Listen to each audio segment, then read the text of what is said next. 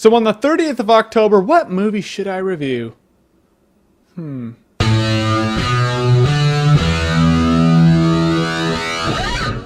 Crow. So you know those movies that you see back in the day and you remember them being awesome, and then you see them now and, well, they suck? Yeah, this is not one of those movies. So Brandon Lee plays Eric Draven, a musician who's engaged to a really hot girl. You musicians taking all the chicks. And then a group of douchebags break into their place, kill him, and beat and rape her to death. But as the legend goes, if the condition of your death is bad enough, a crow will bring your soul back to Earth to right the wrongs. Which is pretty much God giving the green light for some sweet-ass vengeance. And a sweet-ass movie. Thanks, big man. Love The Crow. Now, when watching this movie, you really want nothing more than to see the gang who killed Draven and his fiancée to meet certain and utter death. They're pretty much a collection of the scummiest dipshits ever put on screen, donning names like Tintin, Funboy, T-Bird, and Skank. Fire it up! Fire it up! Yeah, real champs. And Brandon Lee just goes down the line and picks them off. Now, the tone in this movie is goth, for sure. I don't think there's a scene shot in the daytime, maybe one scene, but that's it. But in reality, I wouldn't have the tone any other way. In fact, the tone has been done in other ways, and it's called the Shitty Crow sequels. Now, what I really liked about The Crow is Brandon Lee's character. I mean, he's tragic and he's sarcastic and kind of crazy. I mean, come on, if that guy came after you, you wouldn't shit yourself? I would shit myself. He is here simply for vengeance, nothing else. Not to start a new life, not to send them to court. He gets a couple of allies, like that girl with the raspy voice that does all the voiceovers, and Winston from Ghostbusters, but in reality,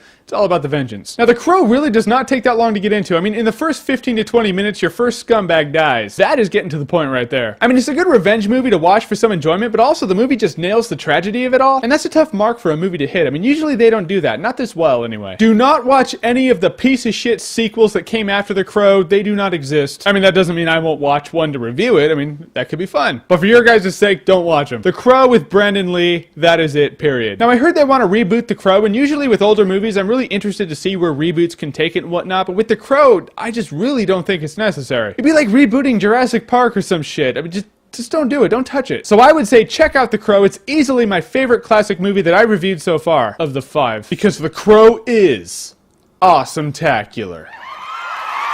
Fire it up! Fire it up! Fire it up! And if Hot Topic just pisses you off, I mean, just the sight of it, then, I mean, you might not like The Crow. However, if you don't watch it because of that, I think you're going to be missing out on a badass movie. Yeah, bad ass. And just to let you guys know, I won't be able to review a movie tomorrow on Halloween Day of all days. I mean, would it make sense to review the movie Halloween on Halloween Day?